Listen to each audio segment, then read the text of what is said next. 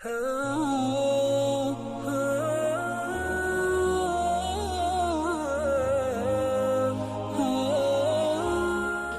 बुजुर्ग का गालिबन कौल है, उन्होंने कहा, किसी ने पूछा तकवा कैसे आता है, मतलब किसी बंदे के बारे में अगर ये गुमान करना हो कि ये बंदा मुत्तकी है तो उसको क्या करना चाहिए।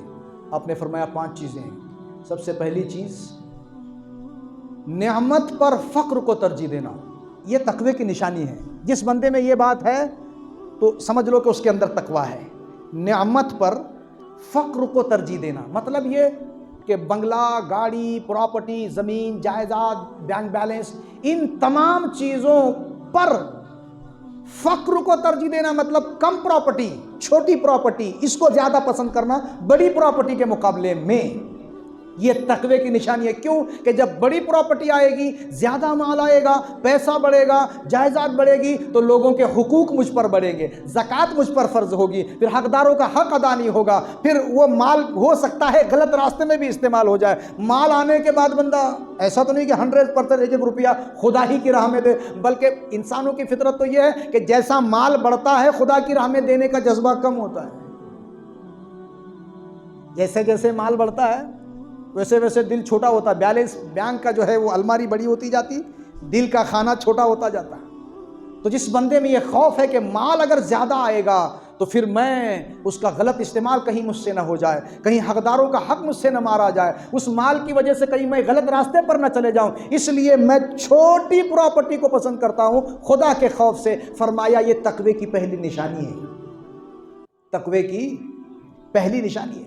दूसरी चीज़ फरमाई कि बकदरे ज़रूरत रोज़ी को तवील रोज़ी पर तरजीह देना।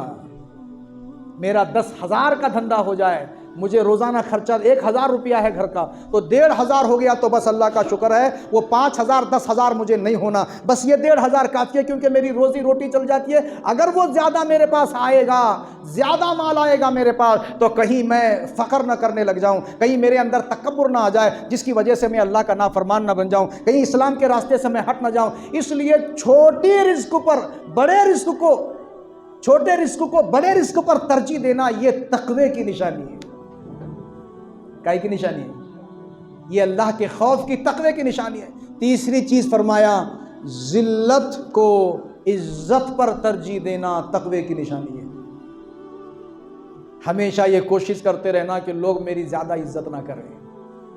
अगर ज्यादा इज्जत करने लगेंगे तो फिर इम्कान है, चांस है कि मेरे दिल में जो है वो फकर पैदा हो जाए, तकब्बुर पैदा हो जाए।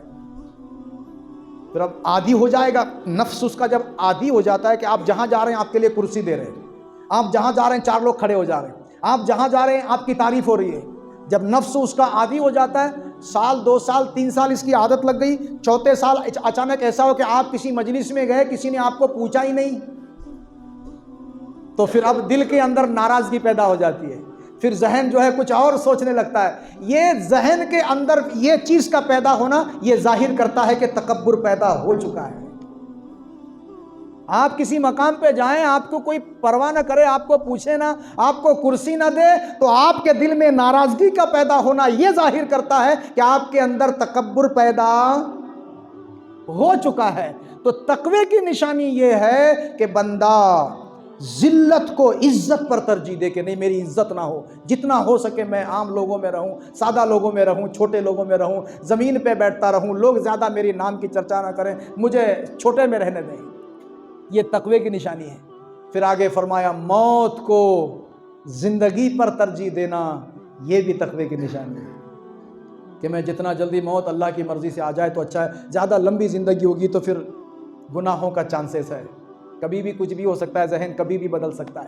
तो इस तरह मौत को जिंदगी पर तरजीह देना इस इरादे से कि कहीं मेरे गुनाह में बढ़ोतरी ना हो जाए, अल्लाह की नाफरमानी में मेरे नामे अमाल में गुनाह ज्यादा ना हो जाए मरने से पहले, इसलिए मौत को जिंदगी पर तरजीह देना ये काहे की निशानी है? बोलो, तकवे की निशानी है। कुरान कहता है, ऐ लोगों तकवा इख्तियार करो जैसे कि तकवे का हक है। अल्लाह से डरो जैसे कि उससे डरने का हक है। इस तरीके पर अल्लाह से डरो कि जैसे उससे डरने का हक है। अपनी मर्जी के मुताबिक तकवा इख्तियार न करो कि दिल ने चाहा तो फिर शरीयत पर अमल कर लिया और दिल ने नहीं चाहा तो फिर शरीयत को तर्क कर दिया।